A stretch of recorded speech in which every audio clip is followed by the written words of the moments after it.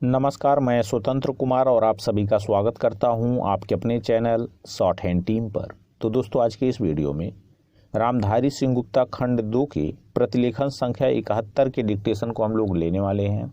इसे हम दो अलग अलग स्पीड में लेंगे। पहली बार में 90 की स्पीड में, तो दूसरी और आखिरी बार में इसी डिक्टेशन को हम लोग 100 की स्पीड में लेने वाले हैं।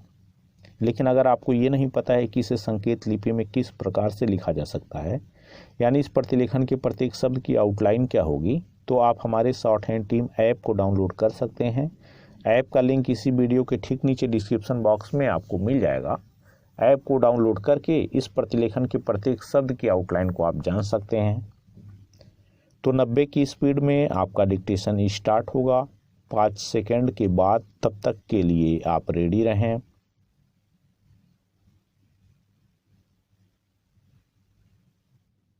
स्टार्ट। उपाध्यक्ष महोदय, मुझे बहुत प्रसन्नता है कि गंगा नहर शताब्दी महोत्सव के उद्घाटन के लिए मैं यहाँ आ सका। यह नहर भारत की वर्तमान नहरों में शायद सबसे पुरानी है। इस नहर से इस क्षेत्र के लोगों को जो अनेक लाभ पहुँचे हैं और अनाज तथा बिजली के उत्पादन से यहाँ जिस संपन्नता के युग का आरंभ हुआ है, उसके कारण नदियों की उपयोगिता में जन साधारण का परंपरागत विश्वास और भी दृढ़ हुआ है। इस देश में नदियों को सदा ही महत्वपूर्ण स्थान दिया जाता है। आज भी हम नदियों को सिंचाई का और इसके द्वारा धन धान्य की उत्पत्ति का सर्वोत्तम साधन मानते हैं और उन्हें यातायात का साधन भी समझते हैं। आधुनिक विज्ञान ने नदियों की उपयोगिता में कुछ और वृद्धि कर दी है, जिसमें सबसे प्रमुख जल प्रपात द्वारा विद्युत शक्ति का उत्पादन है। हमारे देश में नदियों का जाल बिछा हुआ है। मैं समझता हूँ कि सिंचाई की दृष्टि से संसार में भारत का स्थान दूसरा है। केवल एक देश ही हमसे आगे बढ़ा है। भारत की जनता के लिए यह बात महत्वपूर्ण है कि नहरों की इस श्रृंखला का श्री गणेश इस देश में गंगा की नहर से हुआ। पुनीत पावन गंगा, जो एक प्रकार से हमारे प्राचीन साहित्य तथा पौराणिक विचारधारा का आधार रही है और जो आज भी भारतीय साहित्य तथा भारतीयों के सामाजिक और धार्मिक रीति रिवाजों पर छाई हुई है, हमारे इतिहास में एक विशेष स्थान रखती है। अब से हजारों वर्ष पूर्व भी यहाँ के लोग गंगा को पावनता का स्रोत और वरदान दात्री मानते थे। इसीलिए आज यदि वास्तव में भारत के सबसे बड़े राज्य के एक भाग ने अपनी संपन्नता गंगा की नहर से प्राप्त की है, तो हम यही कह सकते हैं कि पुरातन विचारधारा इतिहास के रूप में प्रकट हुई है।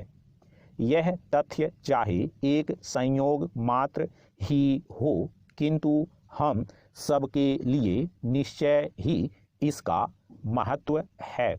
पैरा। संभव है कुछ लोग सोचें कि 100 वर्ष पुरानी किसी घटना को इस प्रकार सामने लाकर उत्सव के रूप में मनाने का क्या अभिप्राय है। ऐसी शंका का आधार मानव स्वभाव से अनभिज्ञ और प्रेरणा के एक महत्वपूर्ण स्रोत को ग्रहण न करने की इच्छा ही हो सकता है। बीती बातों पर विवेकपूर्ण विचार का अपना ही महत्व है। इसके द्वारा ही क्रमागत उन्नति संभव है। इसीलिए अतीत की सफलताओं को भावी प्रगति की नींव माना जाता है। आप मुझसे सहमत होंगे कि गंगा नहर मानव कल्याण और वैज्ञानिक विकास दोनों की दृष्टियों से एक महान सफलता है।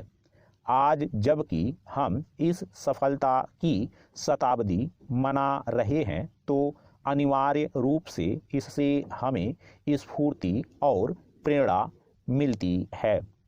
इस अवसर पर हमें उन इंजीनियरों के प्रति भी आभार प्रकट करना चाहिए जिनके परिश्रम और सतत प्रयास के कारण ही यह योजना फलीभूत हो सकी। आज हमें कर्नल कोटले और उनके साथी विदेशी महानुभावों का स्मरण होता है, जिन्होंने निजी प्रयत्नों से इस कठिन कार्य को संपन्न किया। स्टॉप। दोस्तों, इसी डिक्टेशन को दूसरी बार में हम लोग 100 की स्पीड में लेंगे और आपका समय स्टार्ट होगा 5 सेकंड के बाद। तब तक के लिए आप रेडी रहें।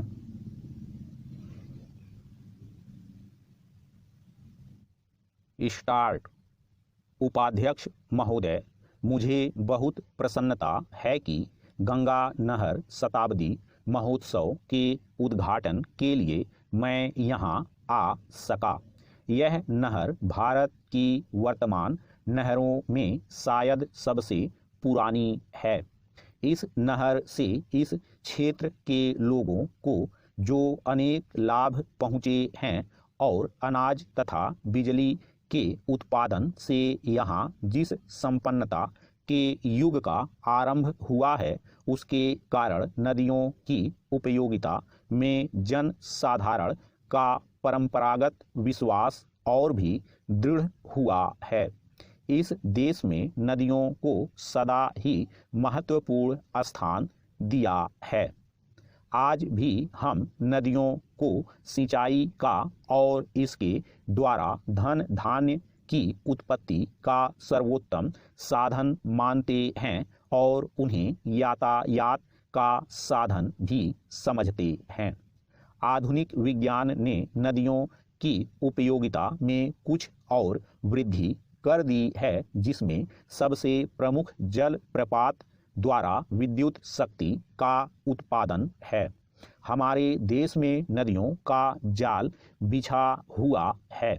मैं समझता हूँ कि सिंचाई की दृष्टि से संसार में भारत का स्थान दूसरा है। केवल एक देश ही हमसे आगे बढ़ा है। भारत की जनता के लिए यह बात महत्वपूर्ण है कि नहरों की इस श्रृंखला का श्री गणेश इस देश में गंगा की नहर से हुआ। पुनीत पावन गंगा, जो एक प्रकार से हमारे प्राचीन साहित्य तथा पौराणिक विचारधारा का आधार रही है और जो आज भी भारतीय साहित्य तथा भारतीयों के सामाजिक और धार्मिक रीति रिवाजों पर छाई हुई है, हमारे इतिहास में एक विशेष स्थान रखती है। अब से हजारों वर्ष पूर्व भी यहाँ के लोग गंगा को पावनता का स्रोत और वरदान दात्री मानते थे। इसीलिए आज यदि वास्तव में भारत के सबसे बड़े राज्य के एक भाग ने अपनी संपन्नता गंगा की नहर से प्राप्त की है, तो हम यही कह सकते हैं कि पुरातन विचारधारा इतिहास के रूप में प्रकट हुई है। यह तथ्य चाहे एक संयोग मात्र ही हो, किंतु हम सबके लिए निश्चय ही इसका महत्व है। पैरा।